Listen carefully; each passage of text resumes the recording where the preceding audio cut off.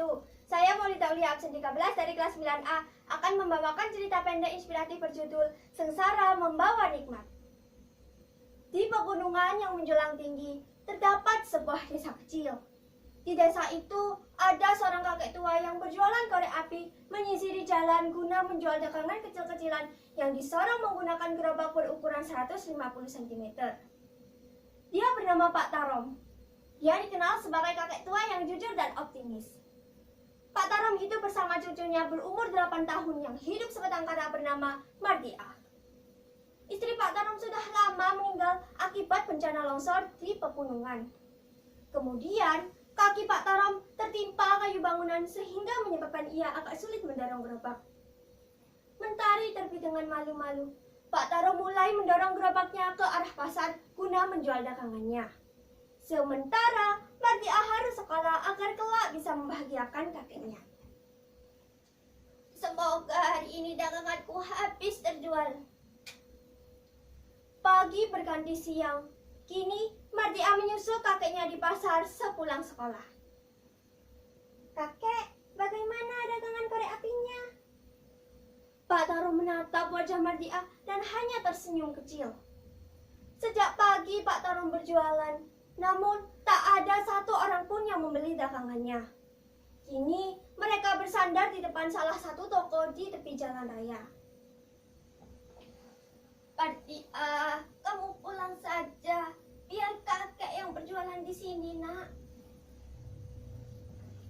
Sebenarnya, Pak Tarom tak ingin cucunya ikut menemaninya berjualan. Namun, Mardiah paham akan kondisi hidupnya dan kakeknya. Sehingga, di samping belajar, dia juga membantu kakeknya berjualan.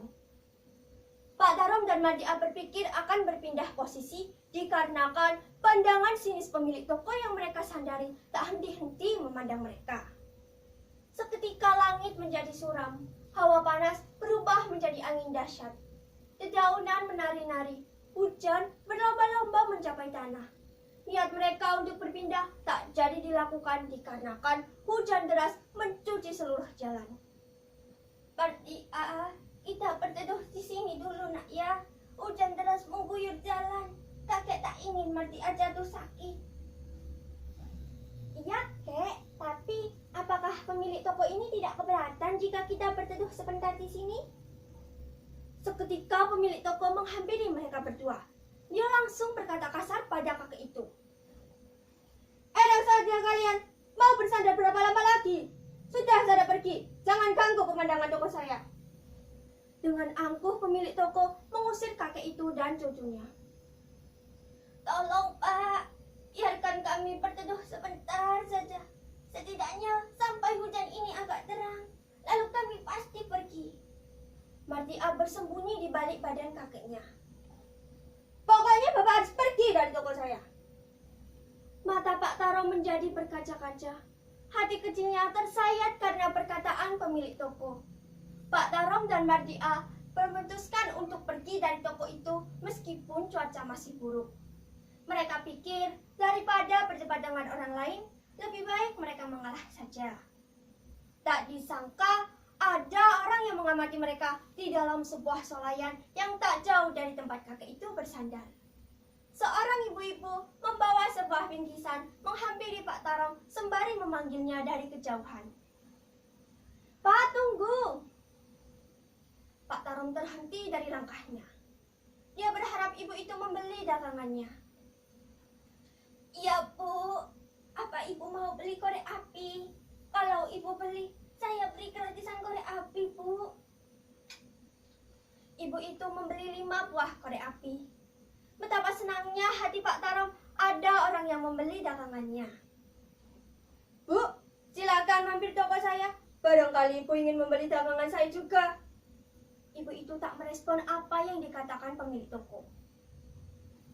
Pak, ini uangnya.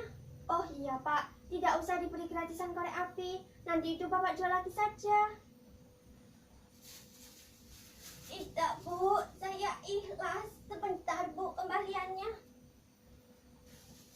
Tidak, kembaliannya Bapak ambil saja. Anggap saja itu sedekah dari saya untuk Bapak dan keluarga. Dan ini, saya ada bingkisan untuk Bapak. Sekedar Sekejap hati kecil Pak Tarom merasa mendapat sebuah hadiah besar. Sebuah bingkisan berisi bahan pokok menambah rasa syukurnya kepada Allah. Ya Allah, terima kasih banyak Ibu. Semoga Ibu dilindungi Allah beserta keluarga, dilapangkan rezekinya, barokah rezekinya.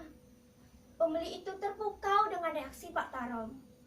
Pak Tarom bersujud syukur kepada Allah atas segala nikmat yang telah ia peroleh di hari ini.